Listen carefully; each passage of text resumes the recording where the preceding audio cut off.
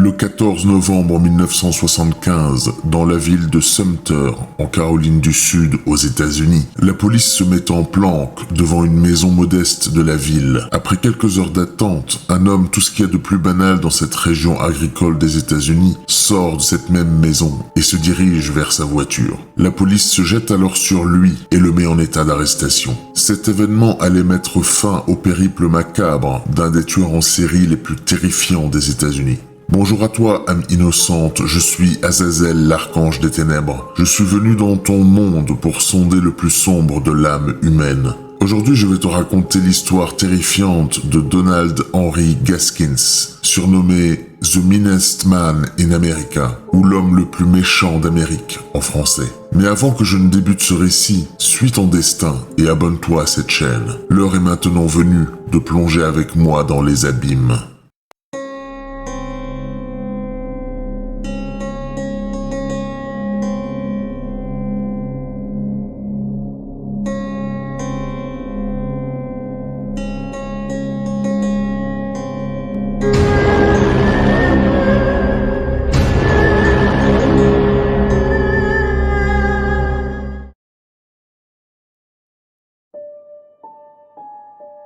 Mais commençons par le commencement. Donald Gaskins est né le 13 mars 1933 dans le comté de Florence, en Caroline du Sud, aux États-Unis, dans une petite ville nommée Prospect. Il est né sous le nom de Donald Henry Parrott Jr. Donald est l'un des 5 enfants de Euelia Parrott, sa mère, et d'un père inconnu. À cette époque, cette région modeste était principalement agricole. La plupart des familles de la région possédaient un petit lopin de terre sur lequel ils faisaient pousser des cultures céréalières. Mais pour la plupart des habitants de cette région, cette terre ne suffisait pas à subvenir aux besoins des familles, et beaucoup d'entre eux cumulaient un autre travail dans des fermes plus prospères pour joindre les deux bouts. La famille de Donald ne dérogeait pas avec cela. Au moment de la naissance de Donald, sa mère, Euelia, alors âgée de 26 ans, vivait chez ses parents Lewis et Fanny Parrott et menait une vie plutôt très décousue, multipliant les relations amoureuses et délaissant totalement ses enfants. La petite enfant de Donald est donc marquée par un manque évident de présence maternelle et il passait la plupart de son temps avec ses grands-parents, eux aussi très distants. L'instabilité amoureuse de sa mère Euelia aura donc un impact direct sur ses enfants. En effet, la plupart du temps, elle sortait avec le même type d'homme, autoritaire et violent. Et ces fameux beaux-pères n'hésitaient pas à frapper et maltraiter très violemment Donald et généralement toute la fratrie. Attention, je ne souhaite en aucun cas justifier les actions futures de Donald Gaskins, de par les violences subies lors de son passé. Je ne fais qu'énumérer des faits qui ont dû contribuer à construire sa personnalité future. Mais reprenons. En 1934, à l'âge d'1 an, alors sans aucune surveillance, il déambule seul dans la grange de ses grands-parents et tombe sur une bouteille remplie d'essence. Donald l'ouvre et en boit le contenu. Il tombe dans l'inconscience quelques minutes plus tard, subissant des convulsions violentes. Son grand-père le retrouve allongé sur le sol quelques instants plus tard et Donald est hospitalisé d'urgence. Il sera sauvé in extremis, mais gardera des séquelles nerveuses importantes jusqu'à l'âge de 3 ans. À l'âge de 5 ans, Donald, qui avait une très petite taille, est affublé du surnom de Pee-wee, un terme américain qui décrit quelqu'un de petit et menu. En septembre 1939, il intègre l'école élémentaire publique du comté de Florence. Très vite, au bout de quelques semaines, la violence qu'il subissait à la maison se poursuit à l'école, du fait de sa petite taille et de sa manière très rurale de s'exprimer. Après quelques mois où il subissait des violences des autres élèves, il se rend compte que personne ne viendra le défendre et qu'il devait agir par lui-même. Et il devient lui-même extrêmement bagarreur et violent. C'est vers cet âge que ses professeurs commenceront aussi à remarquer des comportements pour le moins déroutants. En effet, c'est à l'âge de 8 ans que Donald commence à prendre plaisir à torturer et à tuer des animaux. En effet, ses professeurs le surprennent de nombreuses fois en train de mutiler des grenouilles et des oiseaux. Mais à cette époque et dans cette région des États-Unis, la notion d'état mental ou de psychologie était très loin des considérations quotidiennes, et rien ne sera entrepris pour faire une évaluation mentale du jeune Donald. À l'âge de 8 ans, Donald commence à subir d'autres brimades de la part de ses camarades, car il ne savait pas qui était son père. Il se met donc en quête de ce père. Pour une raison inconnue, il est très vite convaincu être le fils d'un des amants de sa mère, un riche marchand de la région nommé Henry Gaskins. Il finit même par se faire appeler Donald Gaskins à partir de ce moment et refusera à partir de maintenant qu'on l'appelle Parrot, son nom de famille de naissance. Vers l'âge de 10 ans, Donald, totalement livré à lui-même, passe la plupart de son temps à traîner dans les rues et à se battre pour la moindre raison. Donald dira plus tard que vers cet âge, il commençait déjà à lutter intérieurement avec une haine intense envers les humains et plus particulièrement envers les femmes. Et c'est ainsi qu'en 1944, à l'âge de 11 ans, il se déscolarise totalement et commence à travailler dans un garage automobile de la ville de Prospect. C'est dans ce garage qu'il fait la rencontre de 2 jeunes garçons, Danny et Marsh, ayant le même âge et plus ou moins le même parcours. La rencontre avec ces 2 jeunes hommes va entraîner Donald dans une spirale dont il ne sortira jamais. Dès leur rencontre, les 3 jeunes hommes vont se nourrir chacun de la haine de l'autre et vont commencer au fil des semaines à entrer dans la délinquance. Faisant de petits larcins dans un premier temps, ils vont progressivement commencer à voler des voitures et cambrioler des maisons. Ils deviennent très vite la hantise des habitants de la région. Le gang des 3 garçons se donnera même un surnom, The Trouble Trio, qui veut dire le trio des problèmes en français. Ce trouble trio agira près de 2 ans, enchaînant vols, bagarres et agressions. Il n'hésitait pas non plus à s'offrir les services de prostituées. En 1946, alors âgé de 13 ans, Donald et les troubles trio décident de passer au niveau supérieur dans l'horreur. Ils se rendent un samedi de février 1946 au domicile d'un des membres du trio, Marsh. Celui-ci leur avait dit que ses parents n'étaient pas là ce jour-là et que seule sa sœur se trouvait dans la maison. Lorsque Donald et Danny arrivent sur les lieux, les 3 garçons se jettent sur la sœur cadette de Marsh et la traînent vers la grange. Sur place, ils vont la frapper et abuser d'elle. Mais au bout de quelques dizaines de minutes, le père de Marsh, qui avait finalement décidé de rentrer plus tôt chez lui, est attiré par les cris venant de la grange et surprend les 3 garçons dans leur agression. Il n'était pas question pour le père de Marsh d'appeler la police. Il avait peur que la réputation de la famille soit entachée. Il entreprend donc d'attacher les 3 garçons et de littéralement les passer à tabac jusqu'à la limite de l'inconscience. Cette leçon donnée à Donald, Marsh et Danny a eu raison des 2 derniers et ils reprennent le droit chemin. Donald, quant à lui, ne change pas d'1 millimètre. Danny et Marsh avaient quitté le trio, eh bien il allait continuer seul. Dans les semaines qui vont suivre, Donald reprend donc les cambriolages et les agressions. En avril 1946, Donald décide de cambrioler une énième maison. Comme à son habitude, il repère une fenêtre ouverte et se glisse à l'intérieur. Mais cette fois-ci, rien ne se déroulera comme d'habitude. À l'intérieur se trouvait une jeune femme qui habitait là. Celle-ci entend qu'un intrus avait pénétré la maison et en silence se saisit d'une hache dans l'intention de le surprendre. Au bout de quelques secondes, Donald et la jeune femme tombent nez à nez et celle-ci le reconnaît immédiatement. En effet, elle connaissait Donald car ils avaient fréquenté la même école. Très vite, elle se jette sur lui avec la hache, mais Donald, ayant l'habitude des bagarres de rue, réussit à esquiver le coup et à faire tomber la jeune femme avant de lui arracher la hache des mains. Mais avant de s'enfuir, il décide qu'il ne laissera pas de témoin et il abat la hache sur la tête de la jeune fille et s'enfuit de la maison, la laissant gisant au sol et gravement blessée. À leur arrivée, les parents de la jeune fille la trouvent encore vivante au sol et appellent les secours. Celle-ci survivra à ses blessures et après quelques jours va identifier son agresseur. Quelques jours plus tard, Donald est donc interpellé par la police et inculpé pour coups et blessures. Lors de son passage devant le juge du comté de Florence pour cette agression à l'âge de 13 ans, Donald est condamné à une peine de 5 ans dans un centre de redressement pour mineurs appelé École de réforme aux États-Unis. Les écoles de réforme, héritées de l'époque coloniale britannique, sont une institution pénale pour mineurs reconnus coupables de crimes graves.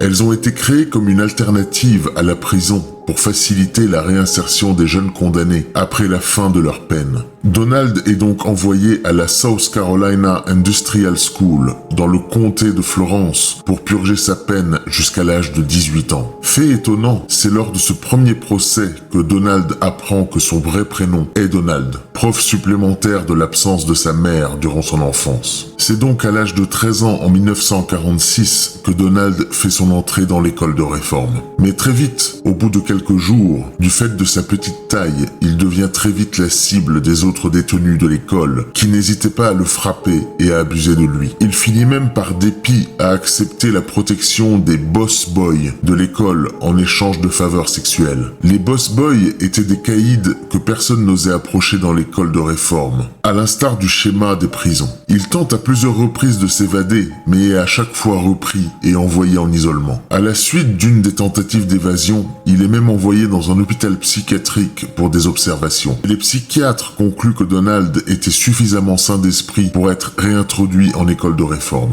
De retour à l'école et au bout de quelques nuits, il finit par réussir à s'évader en 1948. Il est alors âgé de 15 ans. Durant sa cavale, Donald va intégrer un cirque ambulant dans lequel il trouvera un travail. Au bout de quelques semaines, il finit même par épouser la fille de 13 ans d'un des membres du cirque ambulant. La même semaine, peut-être convaincu par la jeune fille, il se rend à la police dans le but de finir sa peine dans l'école de réforme. Et il est finalement libéré le 13 mars 1951, le jour de son 18e anniversaire. Donald revient dans le comté de Florence et finit par trouver un travail dans une plantation de tabac. Mais Donald restera Donald. Les travaux conventionnels ne sont pas pour lui. Il décide au bout de quelques mois de proposer aux agriculteurs des alentours des arnaques à l'assurance. L'idée était simple. Il leur propose de mettre le feu à leur grange, ce qui était suffisant pour activer les assurances et permettre aux agriculteurs de toucher leurs indemnisations malgré des pertes minimales. Et lui, de son côté, toucherait un pourcentage de ces indemnisations d'assurance. Et c'est ainsi que durant les mois qui vont suivre, de nombreuses granges prendront feu et Donald aura les poches de plus en plus remplies. Ces arnaques dureront près de 2 ans, jusqu'en 1953. Mais la réputation de Donald le poursuivait. Les habitants du coin, connaissant la réputation de mauvais garçon de Donald, commencent à faire un parallèle entre la présence de Donald dans les environs et les incendies de grange. Et c'est ainsi qu'en mars 1953, Donald est violemment pris à partie par la fille de son employeur, lui disant ses soupçons sur son implication dans les incendies de grange. Donald,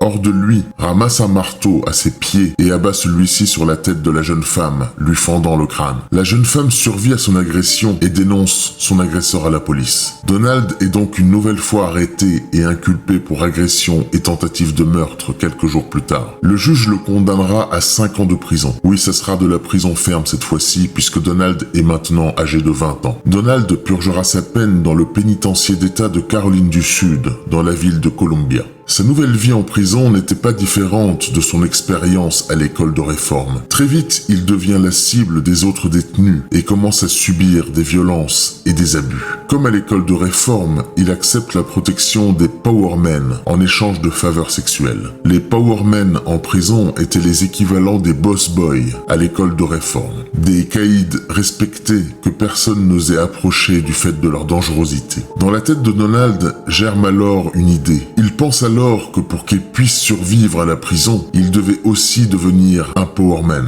Son physique ne lui permettait pas de prendre cette position naturellement. Seules ses actions pouvaient le lui permettre. Il élabore donc son plan. Durant les semaines qui vont suivre, il va établir un lien de confiance avec le prisonnier le plus dangereux de la prison, qui s'appelait Hazel Brazel, et se rapproche de plus en plus de lui. Et puis un jour, lors d'une promenade dans la cour de la prison, Donald se jette sur Hazel Brazel devant tous les prisonniers et le tue en lui tranchant la gorge. Donald sera reconnu coupable du meurtre d'un codétenu et passera 6 mois en isolement, mais à partir de cet instant, il était devenu un des powermen, et plus aucun prisonnier n'osait plus l'approcher à présent. Tout se déroulera pour le mieux pour Donald durant les mois qui vont suivre. Mais un jour de 1955, il reçoit une lettre de l'avocat de sa femme, la jeune femme qu'il avait épousée lorsqu'il travaillait dans le cirque ambulant. Celle-ci lui demandait maintenant le divorce. Donald Gaskins, dans un état second et totalement effondré, prépare une évasion. Il s'évade donc quelques jours plus tard et vole une voiture dans le parking de la prison dans le but de retrouver sa femme en Floride. Cette cavale ne lui permettra pas de retrouver sa femme, mais il croisera la route d'un autre cirque ambulant et se fait embaucher comme assistant. Après quelques semaines, il épouse même une femme travaillant dans ce même cirque. Mais ils divorceront 2 semaines plus tard. Dans ce même cirque, il rencontrera une autre femme nommée Betty Gates. Celle-ci lui raconte que son frère est incarcéré par erreur dans la prison d'État du Tennessee, à Cookeville, et convainc Donald de l'aider à le faire sortir de prison en payant sa caution. Donald, étant tombé sous le charme de Betty, accepte de l'aider, et ils se rendent tous les deux dans un hôtel près de la prison de Cookeville. Sur place, Betty lui donne l'argent de la caution ainsi qu'un paquet de cigarettes pour son frère. Donald se rend à la prison à pied et donne l'argent ainsi que le paquet de cigarettes au frère de Betty. De retour à l'hôtel, il se rend compte que Betty était partie avec sa voiture. Il comprend très vite qu'il avait été trompé et totalement désespéré, il se rend à la police. Il apprendra que le soi-disant frère de Betty était en réalité son mari et que dans le paquet de cigarettes était caché un objet ayant servi à l'évasion du frère. Donald retourne donc à la case prison et écope de 9 mois supplémentaires pour évasion. Donald est finalement libéré de prison en 1961 et retourne dans le comté de Florence, en Caroline du Sud. Il trouve aussi très vite un travail chez un producteur de tabac, mais Donald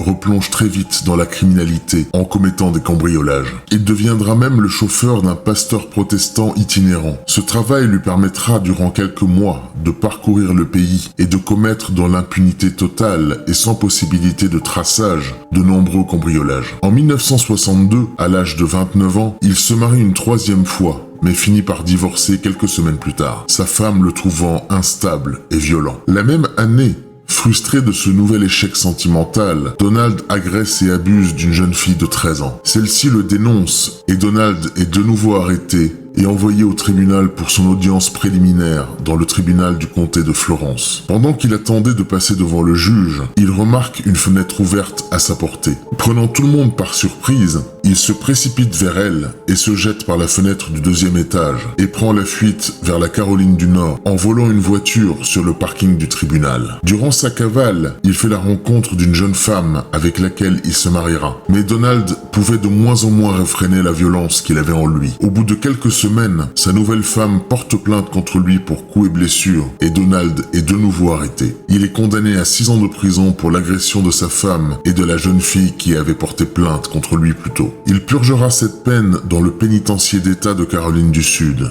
Et bien entendu, il divorcera une nouvelle fois. Après 6 ans de prison, il est libéré sur parole en novembre 1968. Après sa sortie de prison, il décide de changer de vie, se promettant de ne plus jamais retourner en prison. Il décide de se ranger et de se tenir à carreau. Il achète une maison dans la ville de Sumter, en Caroline du Sud, et trouve un travail de charpentier dans une société de toiture. Il se fait très vite accepter par la communauté et est même apprécié pour son humour et sa joie de vivre. En effet, Donald semblait avoir retenu la leçon et semblait s'être assagi. Mais comme vous vous en doutez, tout cela ne va pas durer très longtemps. Plus tard, Donald Gaskins se décrira comme quelqu'un ayant des pulsions très gênantes et incontrôlables, le poussant à dépasser constamment les limites de l'interdit. Et malheureusement, ces pulsions n'allaient pas tarder à refaire surface, et le monstre sanguinaire allait bientôt se réveiller et semer la mort sur son chemin. En septembre 1969, Donald roulait sur une route côtière de Caroline du Nord lorsqu'il voit au loin une jeune femme qui faisait de l'autostop en direction de Charleston, en Caroline du Sud. Il décide de s'arrêter et de la faire monter. Au bout de quelques kilomètres, Donald décide de se diriger vers une zone boisée, isolée. Il arrête son véhicule et se tourne vers la jeune femme et lui propose d'avoir des relations sexuelles dans la voiture. La jeune femme, totalement surprise, éclate de rire. Donald, vexé et dans un état second, se met en rage et commence à frapper la jeune femme au visage jusqu'à ce qu'elle tombe dans l'inconscience. Il la fait ensuite sortir du véhicule et abuse d'elle, puis l'attache et la torture durant plusieurs heures avec son couteau de chasse avant de la noyer dans un lac après avoir lesté son corps. Plus tard, Donald Gaskins dira que cet acte de brutalité avait enfin mis une image sur toutes les pulsions gênantes qu'il avait eues tout au long de sa vie, comme une lumière qui venait éclairer l'obscurité. Il avait finalement découvert à ce moment précis comment satisfaire ses manques et calmer ce sentiment gênant qu'il avait au fond de lui depuis des années. À partir de ce jour, Donald prendra l'habitude de sillonner les routes côtières de Caroline du Nord et de Caroline du Sud tous les week-ends à la recherche de victimes et à la recherche de lieux pour se débarrasser des corps. Et il va aussi, au fil des semaines et des mois, s'efforcer d'améliorer ses techniques de chasse et de torture. Vers Noël 1969, il avait tué 2 fois de plus. Il s'agissait de victimes dont il ne se rappelait ni les noms ni les visages. Plus tard, Donald rangera tous ses meurtres sous 2 catégories. La première catégorie, dont faisait partie le meurtre de l'autostoppeuse, sa première victime, était appelée les meurtres côtiers. Les meurtres côtiers étaient des meurtres aléatoires que Donald Gaskins faisait à intervalles réguliers, toutes les 6 semaines environ, rôdant sur des routes côtières de Caroline du Nord et du Sud. Ces meurtres-là étaient des meurtres cruels où le but ultime était de faire souffrir ses victimes le plus longtemps possible en les torturant avant de les tuer. Des meurtres en forme de catharsis pour son plaisir personnel. Il avouera plus tard qu'il était difficile pour lui de se rappeler des détails des victimes de ces meurtres côtiers, car c'était pour lui qu'un mélange de visages, de corps et de tortures réalisées. Mais toutes ces victimes côtières ne représentaient absolument rien pour Donald. En plus des meurtres côtiers, il y avait une seconde catégorie de meurtres. Cette catégorie de meurtres était appelée par Donald les meurtres graves. Cette catégorie incluait des personnes de son entourage et des missions de tueur à gages. Il a créé cette seconde catégorie car le meurtre de ces personnes nécessitait une planification plus importante afin d'éviter d'être pris. La plupart des meurtres qui seront cités dans cette vidéo seront les meurtres dits graves et pour lesquels son implication sera prouvée plus tard par l'enquête de la police. Mais reprenons. Alors que depuis 1969, Donald multipliait les victimes côtières, il décide de faire son premier meurtre grave. Depuis octobre 1970, il n'avait qu'une seule idée en tête, l'idée d'abuser sexuellement de sa nièce, Janice Kirby, âgée de 15 ans. Il a finalement décidé, le 12 novembre 1970, de passer à l'acte. Ce jour-là, il propose à sa nièce Janice Kirby et une amie à elle, Patricia Halsbrook, 17 ans, qui se trouvait au mauvais endroit au mauvais moment, de les accompagner boire un verre dans un bar de la ville de Sumter. Les jeunes filles acceptent et montent dans sa voiture. Au bout de quelques minutes, Donald change de route pour se diriger vers une zone isolée. Arrivé sur place, il fait sortir les 2 jeunes femmes de la voiture et commence à les frapper jusqu'à l'inconscience avant d'abuser d'elles et de les noyer à tour de rôle dans une rivière, puis les enterre non loin de là et rentre chez lui calmement. Les jeunes femmes seront portées disparues le lendemain et Donald sera interrogé par la police en tant que membre de la famille, mais il ne fut en aucun cas inquiété ni même soupçonné et continue sa vie tranquillement. Tout en enchaînant ses meurtres, Donald n'oubliait pas non plus ses activités criminelles lucratives annexes. Début 1971, il monte avec plusieurs associés, dont Walter Neely, un réseau de vols et de recel de voitures. Je ne cite pas Walter Neely de manière gratuite. Retenez bien son nom car il aura un rôle clé à jouer dans cette histoire. Pendant ce temps-là, Donald continuait toujours ses meurtres côtiers. En avril 1971, Donald chassait près de la plage de Myrtle Beach en Caroline du Sud lorsqu'il tombe par hasard sur Ann Culberson, 16 ans. Il convainc la jeune femme de monter avec lui et l'amène dans un endroit isolé qu'il avait repéré plus tôt. Le calvaire de la jeune femme va durer 4 jours avant que Donald ne la tue avec un marteau et n'enterre son corps. Ann Culberson était une des rares victimes côtières dont Donald se rappelait, car comme il le dira plus tard, elle avait été gentille avec lui. Quelques mois plus tard, en février 1971, Donald va commettre son second meurtre de la catégorie qu'il appelle meurtre grave. Une jeune femme afro-américaine nommée Martha Dix, 20 ans, était tombée amoureuse de lui alors qu'il réparait sa toiture. Donald, étant un sympathisant du suprématisme blanc, supporte très mal cet amour et décide de la tuer. Ses ossements seront retrouvés bien plus tard au cours de l'enquête après les aveux de Donald. Donald ne sera ni inquiété ni soupçonné de ce meurtre et continue son périple macabre. La même année, en 1971, étant connu des services de police pour son historique judiciaire, il est convoqué par la police lors de l'enquête sur l'enlèvement de la fille du sénateur de l'État de Caroline du Sud, Peg Cutino, 13 ans. Mais on le laissera partir après que son employeur ait confirmé sa présence dans l'atelier à l'heure de l'enlèvement de la jeune fille. Petite anecdote ironique, début 1973, Donald fait l'acquisition d'une nouvelle voiture. Mais ce n'est pas une voiture comme les autres. Cette voiture était un corbillard noir. Sur le rétroviseur intérieur de celui-ci, il y attache un petit squelette blanc en plastique. Et à l'arrière de ce corbillard, il colle un sticker sur lequel est écrit « Nous transportons tout, mort ou vivant ». Lorsque ses voisins ou connaissances lui demandent pourquoi il avait acheté un corbillard, il répondait sous le ton de la blague « C'est pour transporter des cadavres dans mon cimetière personnel ». Donald leur semblait bizarre, mais à aucun moment il ne le voyait comme une personne dangereuse. En juin 1973, une amie à lui, nommée Doreen Dempsey, passe chez lui avec sa fille de 2 ans, Robin Dempsey. Au bout de quelques minutes de discussion, Doreen raconte à Donald Gaskins qu'elle était de nouveau enceinte et que son enfant est métis, de père afro-américain. Comme je vous l'ai précisé plus tôt, Donald était un sympathisant du suprématisme blanc, et cette nouvelle le rend fou de rage. Il se précipite hors de chez lui en tirant avec lui Doreen et Robin, et commence à les frapper jusqu'à l'inconscience. Puis il les noie dans un étang près de chez lui, avant de les enterrer. Leur disparition fera parler, mais à aucun moment Donald ne sera inquiété ni soupçonné, et continue sa vie et ses affaires normalement. À ce moment-là, la police ne se doute en aucun cas qu'un tueur en série rôde dans la région. Aucun lien n'est même fait entre toutes ces disparitions. Concernant les disparitions côtières, là non plus rien n'alerte la police. Revenons d'ailleurs sur les victimes côtières. Il y a d'autres victimes dont Donald se rappelait. Il s'agissait de 2 hommes autostoppeurs que Donald a pris pour des femmes de loin à cause de leurs cheveux longs. Il s'arrête donc et les fait monter avec lui. Au bout de quelques kilomètres, il s'arrête dans un endroit isolé avant de les menacer de son arme. Et les tortures vont commencer. Pourquoi se rappelait-il de ces 2 victimes précisément, me direz-vous? Eh bien, c'est avec ces 2 hommes qu'il va s'adonner au cannibalisme pour la première fois. Comble du sadisme, il va les obliger à le regarder manger des parties de leur corps avant de les exécuter et d'enterrer leur corps non loin de là. En juin 1974, Donald Gaskins reçoit un coup de fil de son ami et associé Johnny Sellers, 26 ans.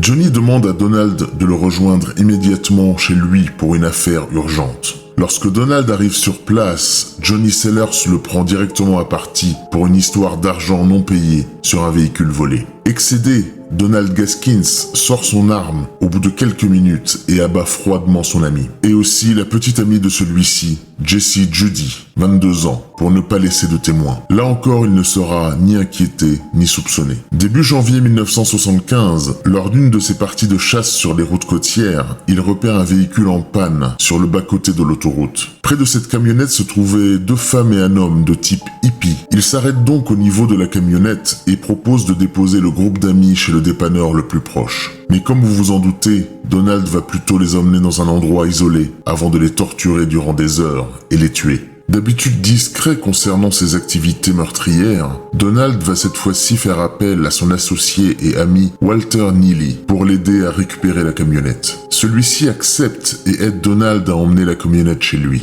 Considérant que Walter Neely était simple d'esprit, il lui confesse qu'il venait de tuer des gens et il lui confesse aussi qu'il avait un cimetière privé près de chez lui. Neely promet à Gaskins de ne parler à personne de cela et il respectera sa parole, du moins dans un premier temps. En février 1975, Donald est contacté par Susan Kipper Owens pour exécuter un homme nommé Silas Barnwell Yates, 45 ans, pour une histoire de rémunération non payée. Donald Gaskins accepte et reçoit $1500, puis exécute Silas Yates quelques jours plus tard avant de l'enterrer. Il est difficile de dire si ce meurtre commandé était le premier. Donald gardera un mutisme parfait sur ce type de meurtre. Une rumeur existe cependant selon laquelle dans un de ses séjours en prison, il aurait fait la connaissance du parrain Frank Costello et que celui-ci l'aurait pris sous son aile, lui promettant des contrats futurs. Mais encore une fois, il ne s'agit que d'une rumeur non prouvée. Je ne fais donc que la survoler. Mais reprenons. En 1975, le 10 avril, Donald reçoit un coup de téléphone de Diane Bellamy Neely, 25 ans. Celle-ci voulait le faire chanter car elle avait appris par son ex-petit ami, le fameux Walter Neely, que Donald était mêlé à des affaires criminelles. Sans aucune hésitation, Donald accepte d'aller chez elle pour payer les $5000 demandés. Arrivé sur place, Donald sort son arme et abat Diane et son petit ami Avery Howard, 34 ans, avant de les charger dans son corbillard et de les enterrer dans son cimetière. Là aussi, il n'est ni inquiété ni soupçonné. Le 10 octobre 1975, Dennis Bellamy, 27 ans, appelle Donald. Il souhaitait le voir d'urgence. Donald accepte de le recevoir chez lui. Bellamy arrive donc chez Donald Gaskins avec son demi-frère, John Knight. 15 ans. À leur arrivée, une altercation débute entre Dennis et Donald. Dennis reprochant à Donald de ne pas l'avoir payé après une livraison d'armes. Donald accepte de lui rendre les armes et lui demande de le suivre à l'arrière de la maison, là où elles sont enterrées. Arrivé sur place, Donald sort son arme et abat Dennis d'une balle dans la tête, puis retourne sur ses pas pour appeler le demi-frère de Dennis et lui dire de le rejoindre. Dès que John arrive près de Donald, celui-ci lève son arme et l'abat d'une balle dans la tête pour ne laisser aucun témoin. Il charge les cadavres dans son corbillard et va les enterrer. Et cette fois-ci, il fait une nouvelle fois appel à Walter Neely pour l'aider à enterrer les corps, considérant que Neely avait prouvé qu'il était un homme de confiance. À ce stade, rien ne semble pouvoir arrêter la folie meurtrière de Donald Gaskins, et le rythme de ses meurtres ne cesse de s'accélérer, et la police semblait être totalement dans le flou. Début novembre 1975, Donald, qui s'était marié une 5e fois et avait maintenant des enfants, reçoit chez lui Kim Jelkins, 13 ans, une amie de sa fille. Au bout de quelques heures, une idée commence à lui trotter dans la tête. À un moment, alors qu'il était seul avec elle, il se jette sur elle et abuse d'elle avant de la frapper à mort et de l'enterrer. Quelques heures plus tard, les parents de Kim, s'inquiétant de ne pas avoir de nouvelles, appelle la police pour signaler sa disparition. La police du comté de Prospect commence immédiatement son enquête à l'école où se rendait Kim. Là-bas, plusieurs élèves racontent que Kim avait rendez-vous chez Donald pour passer du temps avec sa fille. Donald étant connu des services de police, ceux-ci organisent une perquisition au domicile de Gaskins à son insu.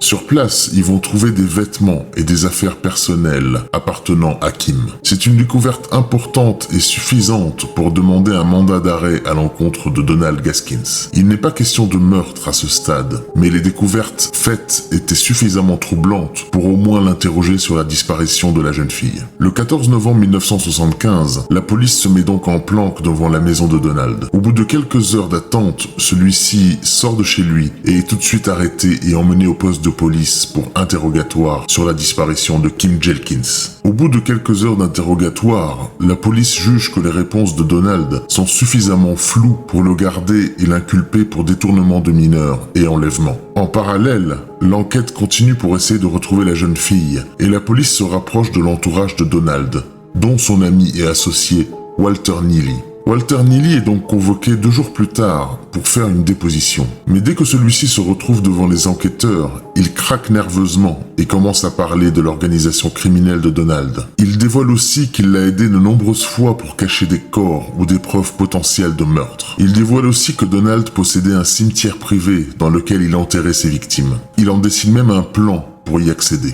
La police se rend donc immédiatement sur les lieux du cimetière privé et commence à creuser. Sur place, ils vont découvrir 6 corps enterrés, ceux de Johnny Sellers, Jesse Judy, Diane Bellamy, Avery Howard et ceux de Doreen Dempsey et celui de sa fille Robin. C'est à cet instant que la police prend enfin conscience qu'un tueur en série sévissait dans la région et que ce tueur s'appelait Donald Gaskins. Le périple macabre de Donald allait s'arrêter là. Après l'enquête du médecin légiste permettant d'identifier les corps et de la police du comté de Florence, Donald Gaskins est inculpé de 8 chefs d'accusation de meurtre au 1er degré. Le procès de Donald Gaskins débute le 24 mai 1976. Durant le procès, l'avocat de Donald Gaskins va tenter de négocier un accord avec le procureur pour que Donald plaide coupable en échange qu'il ne soit pas condamné à mort. Donald avoue les meurtres en donnant tous les détails, mais l'accord ne sera pas conclu. Donald est condamné à mort le 28 mai 1976. Plus tard, en octobre 1976, la Cour suprême de l'État de Caroline du Sud décide de la suppression de la peine de mort dans cet État.